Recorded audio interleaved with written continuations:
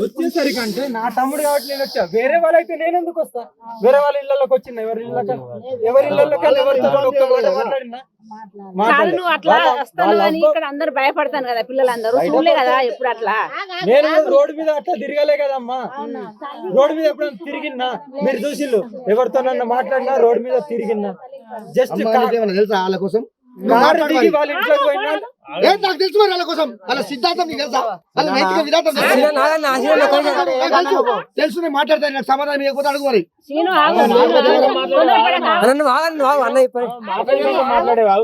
ఏం సార్ ఏం మాట్లాడాలి నాకు అర్థం కాదు. మాకేమైనా అవుతుందా ఆయన గ్యారంటీ సంతకం తీసుకుంటాం ఆయన ఆయన పేపర్ రాసిస్తాడు అది అది కావాలి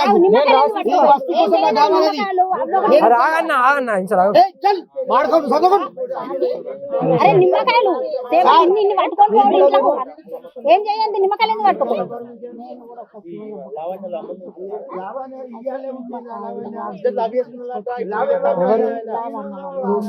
తమ్ముడాట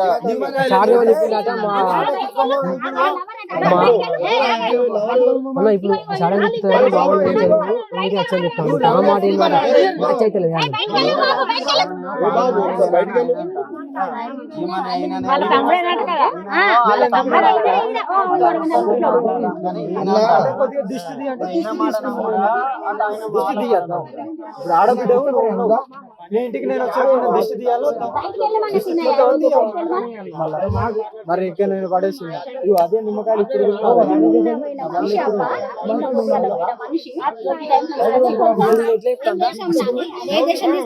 సార్ ఏమంటా అండి మాకు మంచిది అందరూ కూర్చోమంటాను. సార్ ఏమంటారు చాలా మరి మాట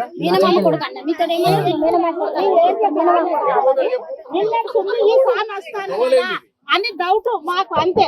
నేను డౌట్ క్లియర్ చేస్తున్నా కదా అమ్మా.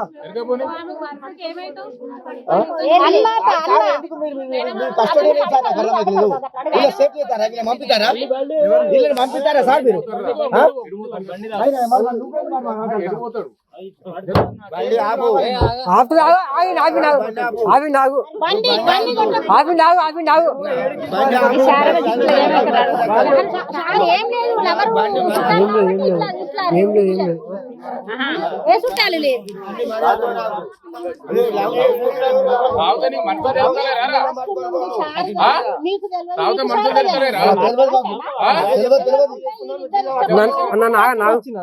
అన్నని కాబట్టి నువ్వు అన్నమైతే బట్టలు వేసుకొని రావాలి. అన్నమైతే నువ్వు గిట్ల కాదా చూడు వచ్చి ఆ చుట్టాన్ని ఈ చుట్టాన్ని పిలిచిన గానీ మధ్యలో కులాన్ని పిలిచిన గానీ మాట్లాడాలి. నేను ఏ ఆడబిడ్డకి కూడా నేను పిలవలేదు. నేను డైరెక్ట్ కార్ దిగి వాళ్ళ ఇంట్లోకి పోయినా వాళ్ళ అవ్వ పర్మిషన్ తీసుకొని అవునా వాళ్ళ అవ్వ పర్మిషన్ తీసుకొని ఎటంటే అటు పొమ్మంటది ఎటంటే రమ్మంటది ఏ రాత్రి అంటే అటు రమ్మంటది.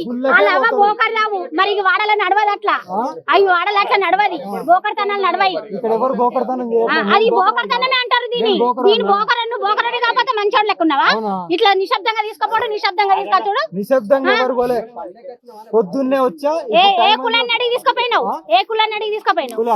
ఎవరిని అడిగి తీసుకుపోయినావు నువ్వు? తల్లి పంపించిన ఏ వాడేం చేస్తాడు గాడి నాతో నన్నేం చేస్తాడు? దయచేసి ఏమనుకోకు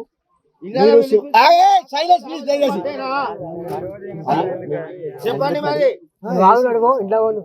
ఎందుకంటే మీకున్న మీ భక్తి మీ స్వామి స్మరణలో మీకు ఈ డ్రెస్ కూడా కాదు. మీరు ఎక్కడైనా మీకు సరే ఇప్పుడు మీరు ఎట్లా అన్నారు కదా, మీరు అందరూ బట్టలు ఇవ్వన్నారు కదా. నేను చెప్తున్నా కదా నన్ను దిగిన తర్వాత నాకు లింగం కూడా లేదు. నేను అదే శివుడి గురించి అర్పణ చేసిన.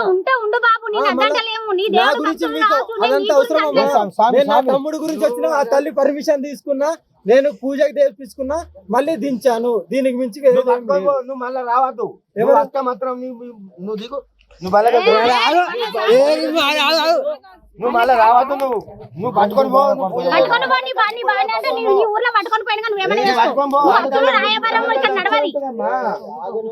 లౌకిక